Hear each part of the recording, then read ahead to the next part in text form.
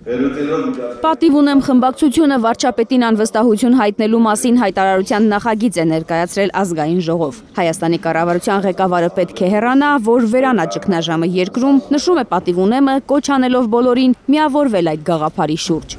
Նիկոլ Փաշինյանին հեռացնելու փողոցային ճնշման ու անվստահության գործընթաց տարբերակներից երկրորդն է ընտրել երրորդ նախագահ Սերժ Սարգսյանի առաջնորդած թիմը, նկատում է քաղաքագետ Ալեն Ղևոնդյանը։ Օրինակ բերելով նաև բանի տարբերակը Ֆրանսիայի եւ Նեպալի տարբերակները վերջին իր հարցազրույցում բաստացիորեն այնպես ստացվել որ կանոն են իմպիչմենտի process-ի նախաձեռնման քաղաքական այսպես առաջնահերթության արժեվ։ Նա ամեն քաղաքական թիմ ինքն է որոշում ինչ ճանապարհ է ընտրում։ Անցած շաբաթ էր Սերժ Սարգսյանը խոսել իշխանափոխությունից կամ փողոցի կամ իմպիչմենտի միջոցով։ Ոչ առաջինը, ոչ երկրորդը Հայաստանում իրատեսական չէ այս փուլում ըստ քաղաքագետի։ Դրա համար մի քանի պատճառ է նշում։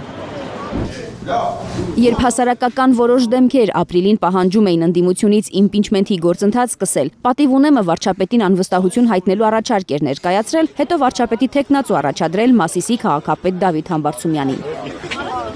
Այդ նախաձեռնությունը սակայն բախվել էր ԿՊԱ-կանների կատաղի դիմադրությանը։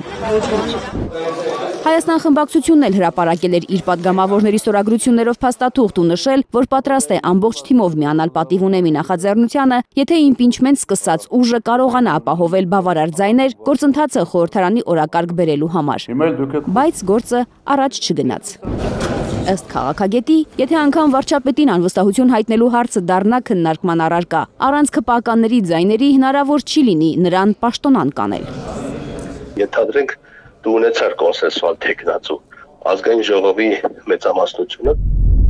գործող ԿՊԱ-ական քաղաքական ուժի ներկայացուցիչներ են, որոնք հավատարմության եւ կյանքի երթում են տվել գործող վարչապետին։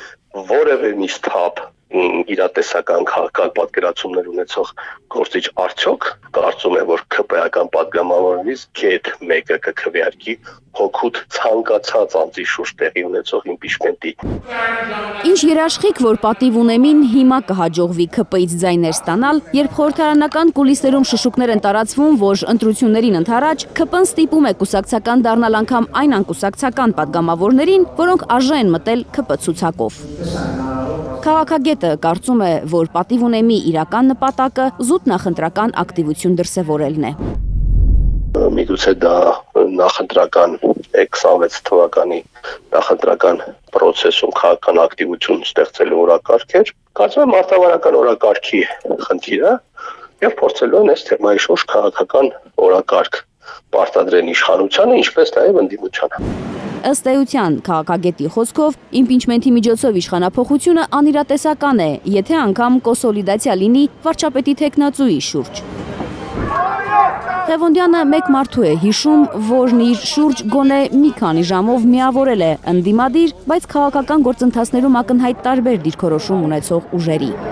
Այդ մարդը ըստ քաղաքագետի Միքայել arczepiskopos Աջապահյանն է, որի թեկնածություն առաջադրվեց նրա կալանավորման օրը։ Միակ թեկնածու, որի շուրջ կարծես մի քանի ժամանոց կարելի ասել կամ մի օրանոց կոնսենսուս եղել է եւ Հայաստան խմբակցությունը միացել է այդ առաջարկին, դա եղել է Միքայել Աջապահյանի, Շիրակի սրբազանի թեկնածությունը այն բարագայում, երբ որ նրա նկատմամբ ապօրինի քաղաքական հետապնդման process սկսվեց։ Բայց Միքայել Սրբազանը կալանավորման օրը նամակով հայտնել էր, որ չի ցանկանում վարչապետ դառնալ։ Չնայած երեք նրա գործով դատական նիստին ներկա քաղաքական դեմքերի բազմազանությունը վերլուծաբաններին հուշում է, որ Աջապահյանը այս պահին էլ ընդունելի թեկնածու է մեծ ընդդիմության համար։ Թերեզա Կադաևչյան, Անի Ղանդիլյան, Հայլուշ։